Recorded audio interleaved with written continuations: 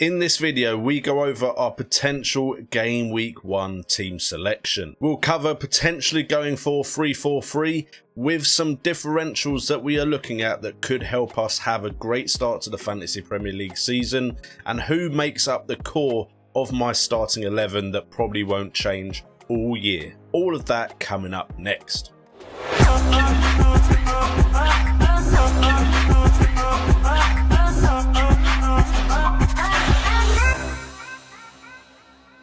What the flock is going on, and welcome to FPL Today, and welcome to the week before the Premier League starts, or the week that the Premier League does start, as we have just 5 more days to get ready for the beginning of the Premier League season. I hope you guys are excited. I'm excited too, and we're going to cover my team selection for game week 1. Hopefully this is the season we break that top 10k. Hopefully you guys can also win your mini leagues, and hopefully you can do it all with the help of this channel and Fantasy Football Hub, where we are using the fixture ticker to explain some of our options and why we've gone with certain players. So check out top link in the description down below if you are interested in joining up with them. And we start off with the core players of my side. We've got a fantastic 4 that I feel like I'm very unlikely to change unless injuries or potential better options do somehow turn up for cheaper.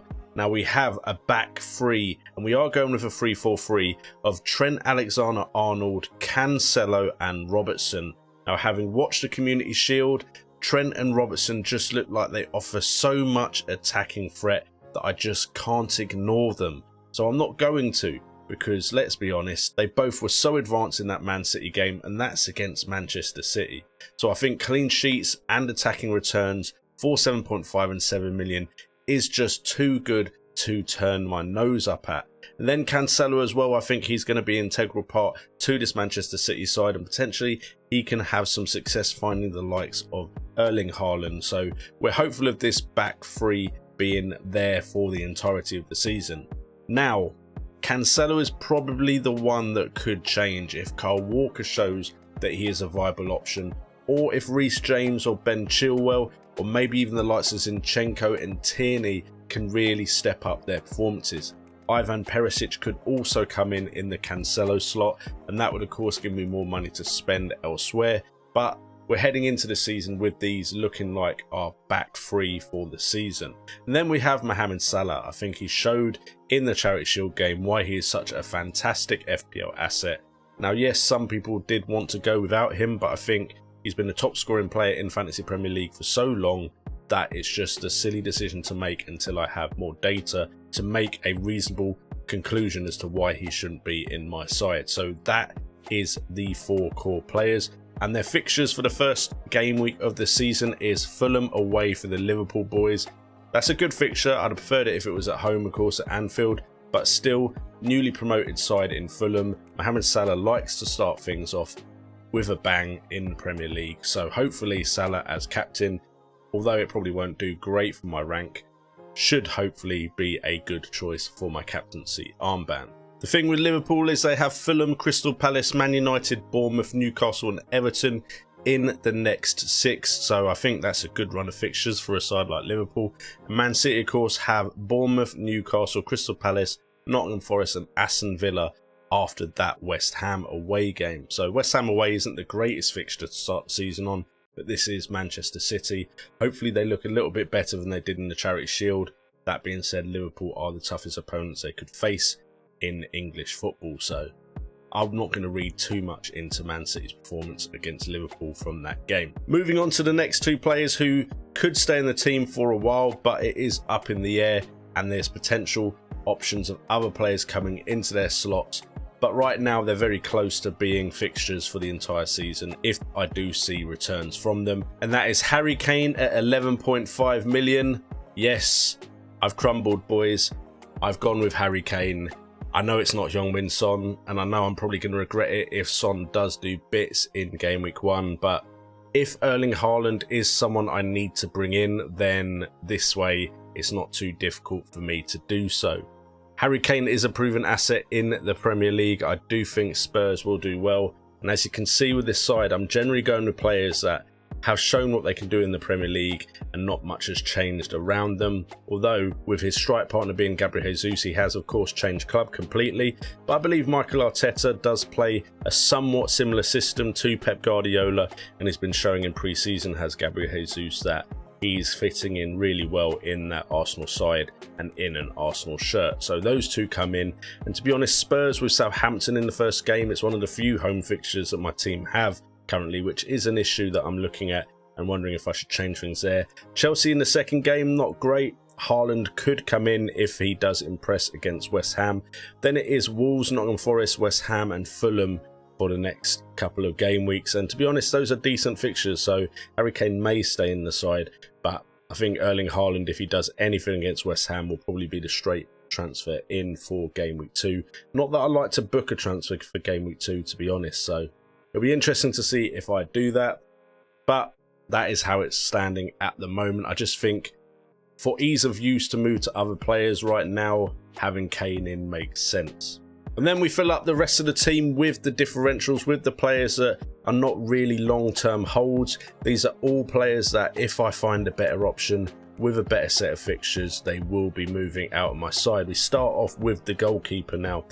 This is going to be a transfer out probably with my wildcard around game week 8, most likely, if I think there's better goalkeeping options. Until then, he's probably pretty nailed on with his substitute partner, and that is Raya at 4.5 million. It looks like he's still number 1 at Brentford, and I think Raya was the most popular option for a reason before that transfer of Strakosha. Then we have Podence in midfield, Wolves.